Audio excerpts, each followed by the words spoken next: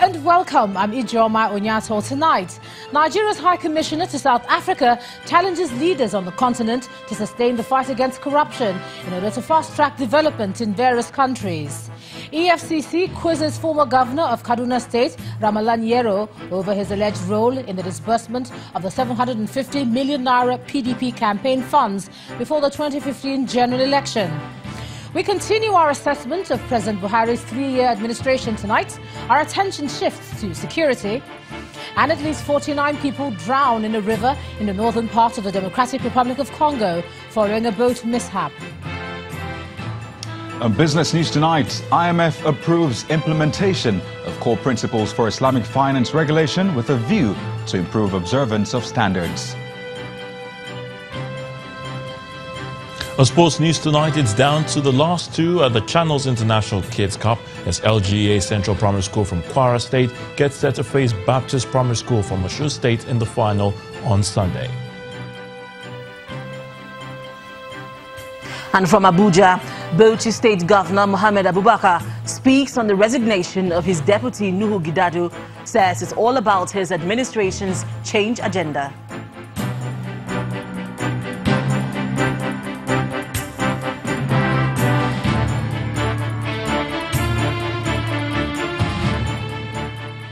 We begin with the fight against corruption on the African continent. Nigeria's High Commissioner to South Africa, Ambassador Ahmed Ibeto, is advocating a sustained effort among African nations to curb corruption. He made the call in Pretoria, South Africa's administrative capital, where President Cyril Ramaphosa hosted members of the diplomatic corps on the occasion of the Africa Day celebrations. President Ramaphosa agreed that Africa's development dreams would be achieved with a sustained fight against corruption. Our South Africa Bureau Chief, Betty Dibia, now reports.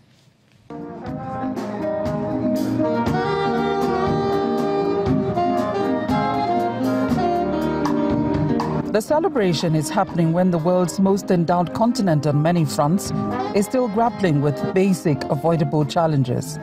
Today, we are remembering and recognizing the effort of our founding fathers who created the Organization of the African Unity in 1963.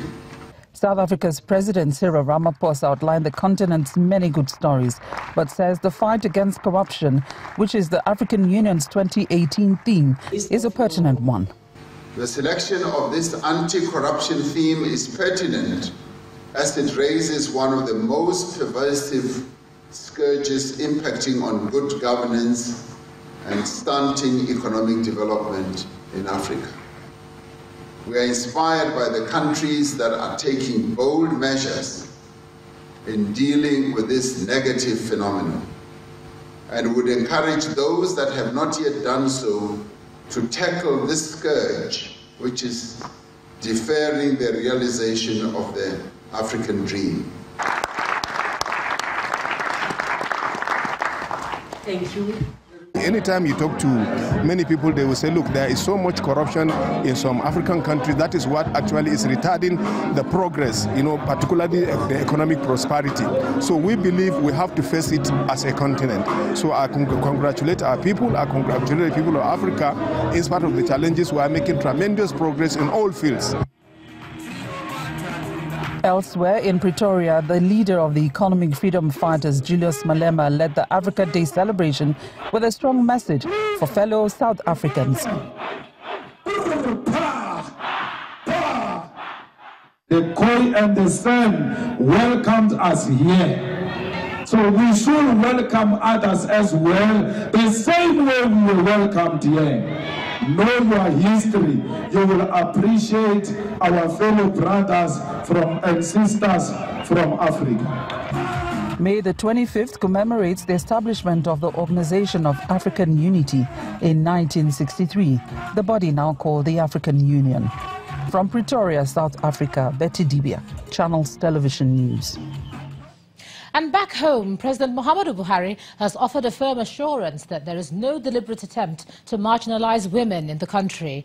The president spoke while receiving female parliamentarians from across the states of the Federation. The lawmakers, under the umbrella of Conference of Nigerian Female Parliamentarians, had asked that the president intervene to reverse the marginalization of women, insisting that for every 3 positions, a woman should take 1. President Buhari thanked his visitors and other women who supported and voted for him during the elections. Please continue to do the good job of disabusing the minds of your colleagues that the men are too aggressive. I remain grateful to you because when I tried to come to this office 4 times, 3 times I ended up in Supreme Court because there were allegations which we thought we could substantiate of injustice and vote rigging. I also received reports from the field that some of the women were under labor. They went in line to vote for me. Some were taken to neighborhood to deliver to come back and vote in. I'm very grateful for that. What I'm asking you is to continue to disabuse their minds, the minds of your colleagues, that there's no deliberate intention by the males to suppress you. If there is such intention, I think so many of you will not be represented here. Meanwhile, the presidency has confirmed the receipt of the 2018 appropriation bill from the National Assembly, and this was confirmed to Channels Television by President Muhammadu Buhari's liaison officer to the National Assembly, Senator Ita Enang. He added that the president has begun the consideration of the budget. The Senate President, Dr. Bukola Saraki, yesterday promised that the National Assembly would transmit the documents to the president. He made the pledge when he joined the president to break the Ramadan fast in the presidential villa. The former governor of Kaduna State, Ramalan Yero, has been released by the Economic and Financial Crimes Commission after over 4 hours of questioning. Mr. Yero earlier today reported at the Kaduna EFCC office to answer questions on the role he played in the disbursement of the 750 million naira PDP campaign funds before the 2015 general election. He's being interrogated by the commission along with the former Kaduna State PDP chairman Haruna Gaya and former secretary to the state government Hamza Ishaq. The former governor and 2 others were later released on administrative bail after being questioned by EFCC operatives. The spokesman to the ex-governor Yakubu Lere has denied any wrongdoing by Mr. Yero, alleging that he is being blackmailed and harassed. It was sent from the national office of the PDP in Abuja and then with a letter indicating how it is going to be disbursed across the Kaduna State 23 local government. And that instructions was followed by His Excellency the Executive Governor. And it was explained to the EFCC in Kano in 2007 when they invited him. There was a committee of 9 people that were asked to disburse, which include the party chairman, political advisor, the political assistant, and some party executive. The EFCC are aware that he never took kobo. To legal matters, the Federal High Court sitting in Abuja has closed the case of the defense in the 400 million naira fraud trial of the former National Publicity Secretary of the People's Democratic Party, Mr. Olisa Metu. Justice Okon Abang closed the case, citing the absence of Mr. Metu, his team of lawyers and witnesses in court. According to the judge, the absence of Mr. Metu's lawyers was unbefitting and a deliberate legal strategy to frustrate the trial. Justice Abang also commended Channels Television for complying with and even going beyond an order to appear in court and show cause why it should not be asked to furnish the reasons why it aired an alleged prejudicial statement on the matter. The trial of the former National Publicity Secretary of the People's Democratic Party, Olisa Metu, for alleged 400 million naira fraud continued on Friday with the defendant still absent in court. As the trial commenced, the prosecutor drew the attention of the court to the fact that no single lawyer had appeared on behalf of Mr. Metu. Neither was there any letter to explain their whereabouts. But in his submission, Mr. Tochukwu Ogbufo, counsel to the second defendant, Destra Investments, a company owned by Mr. Metu, cited Section 349, subsections 2 to 5 of the Administration of Criminal Justice Act 2015 to buttress his argument that the prosecutor's application is premature and should be dismissed.